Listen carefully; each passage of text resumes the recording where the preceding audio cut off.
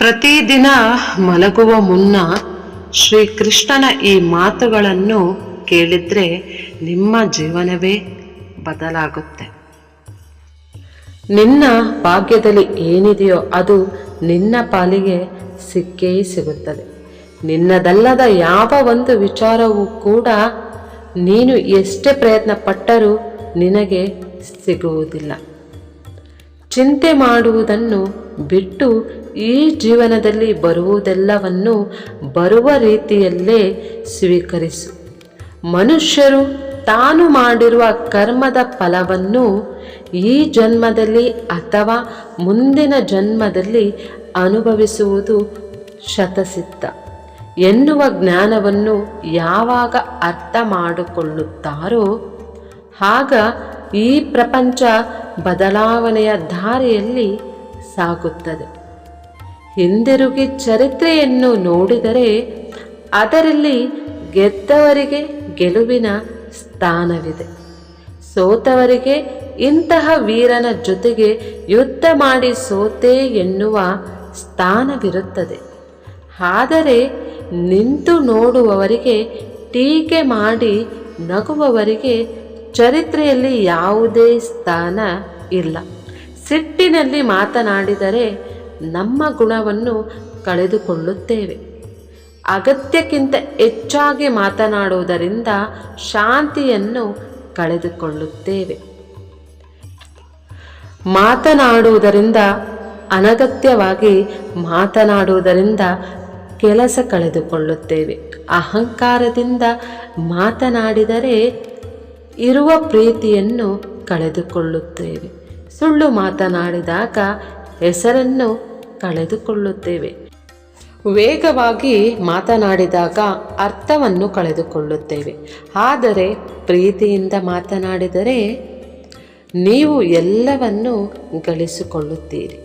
ನೀವು ಮಾಡುವ ಕೆಲಸದ ಮೇಲೆ ನಿಷ್ಠೆ, ಗೌರವ ಇರಲಿ. ಆದ್ದರಿಂದ ಯಾವುದೇ ಪ್ರತಿಫಲವನ್ನು ಎದುರು ನೋಡಬೇಡಿ. ಒಂದು ವೇಳೆ ನೀವು ಮಾಡುತ್ತಿರುವ ಕೆಲಸಗಳಲ್ಲಿ ನಿಮ್ಮ ಗುರಿ ತಲುಪಲ್ಲಿ ವಿಫಲವಾದರೆ ಅದಕ್ಕಾಗಿ ನೀವು ಬಳಸುತ್ತಿರುವ ತಂತ್ರವನ್ನು ಬದಲಾಯಿಸಿ ಹೊರತು ನಿಮ್ಮ ಗುರಿಯನ್ನಲ್ಲ. ಮಾಡುತ್ತಿರುವ ಎಲ್ಲ ಕೆಲಸಗಳನ್ನು ತಪ್ಪದೇ ಮಾಡಿ.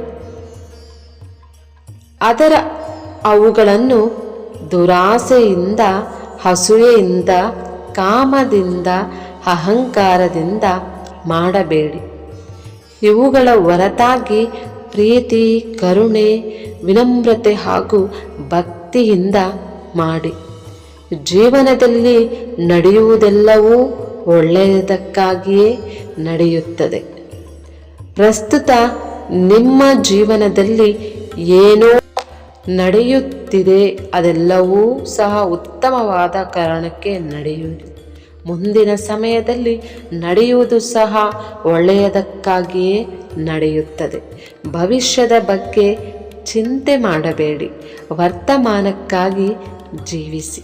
ಒಂದು ಸಾರಿ ಅರ್ಜುನನು ಭಗವಾನ್ ಶ್ರೀಕೃಷ್ಣನ ಬಳಿ ಹೋಗಿ ಒಂದು ಪ್ರಶ್ನೆ ಕೇಳುತ್ತಾನೆ.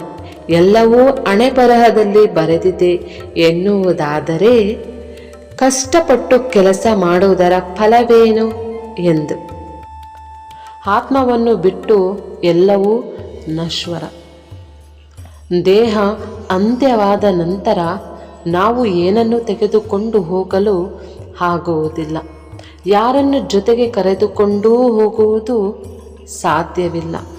ಒಳ್ಳೆಯ ಒಂದು ಕೆಲಸಕ್ಕಾಗಿ ಪ್ರಯತ್ನ ಎನ್ನುವುದು ಒಳ್ಳೆಯದು. ಹಣೆಯ ಬರಹ ಸಹ ಅದರ ಎದುರು ತಲೆಬಾಗಿ ನಿಲ್ಲುತ್ತದೆ. ಇದು ನಿಶ್ಚಿತವಾದದ್ದು. ನೆಮ್ಮದಿ ಎನ್ನುವುದು ಹಣ ಅಥವಾ ವಸ್ತುಗಳಲ್ಲಿ ಇರುವುದಿಲ್ಲ. ಬದಲಾಗಿ ನಮ್ಮ ಮನಸ್ಸು ಮತ್ತು ಯೋಚನೆಯಲ್ಲಿ ಇರುತ್ತದೆ. ಕಷ್ಟವೇ ಪಡೆದೇ ಸಿಗುವ ಸುಖ ಸಂತೋಷ ತರುವುದಿಲ್ಲ. ಹಾಗಾಗಿ ಸಂತೋಷವನ್ನು ಕಷ್ಟದಲ್ಲಿ ಹುಡುಕಿ. ಬದುಕೆನ್ನುವ ಈ ಹೋರಾಟದಲ್ಲಿ ನಾವು ಮಾಡುವ ಎಲ್ಲ ಕೆಲಸಗಳನ್ನು ಪ್ರಾಮಾಣಿಕತೆಯಿಂದ ಮಾಡಬೇಕು. ಏನಾಗಬೇಕೋ ಅದು ಹಾಗೆಯೇ ಆಗುತ್ತದೆ. ಅದನ್ನು ತಡೆಯಲು ಯಾರಿಂದಲೂ ಸಾಧ್ಯವಿಲ್ಲ. ಸ್ನಾನ ದೇಹವನ್ನು ದಾನ, ಧನವನ್ನು ಯೋಗ, ಜೀವನವನ್ನು ಪ್ರಾರ್ಥನೆ, ಆತ್ಮವನ್ನು ವ್ರತ, ಆರೋಗ್ಯವನ್ನು ಕ್ಷಮೆ, ಸಂಬಂಧವನ್ನು ಪರೋಪಕಾರ, ಅದೃಷ್ಟವನ್ನು ಪವಿತ್ರ ಮಾಡುತ್ತದೆ. ದೇವರಿಗೆ ಪೂಜೆ ಮಾಡುವುದರಿಂದ ಪುಣ್ಯ ಬರುವುದಿಲ್ಲ.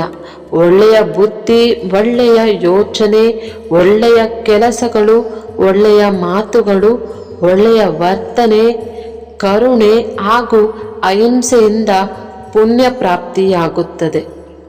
ಮುಂದಿನ ಜನ್ಮಕ್ಕೆ ಈ ಜನ್ಮ ಬುನಾದಿ ಆಗಿರುತ್ತದೆ ಎನ್ನುವುದು ಸತ್ಯ.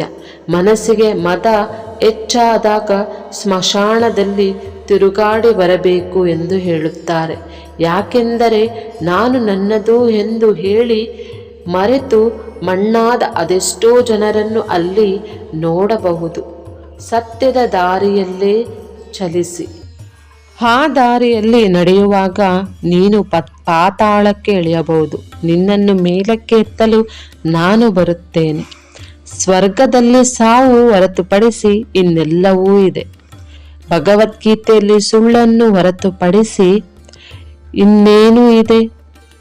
ಈ ಪ್ರಪಂಚದಲ್ಲಿ ಬೇರೆ ಎಲ್ಲವೂ ಇದೆ, ಆದರೆ ನೆಮ್ಮದಿ ಇಲ್ಲ. ಎಲ್ಲ ಮನುಷ್ಯರ ಬಳಿ ಎಲ್ಲವೂ ಇದೆ, ಆದರೆ ಶಾಂತಿ ಇಲ್ಲ. ಲೈಕ್ ಮಾಡಿ, ಶೇರ್ ಮಾಡಿ. ಮತ್ತಷ್ಟು ವಿಷಯಗಳೊಂದಿಗೆ ಪುನಃ ಭೇಟಿಯಾಗೋಣ. ನಿಮ್ಮ ಅಮೂಲ್ಯ ಸಮಯ ನೀಡಿದ್ದಕ್ಕಾಗಿ ಧನ್ಯವಾದಗಳು.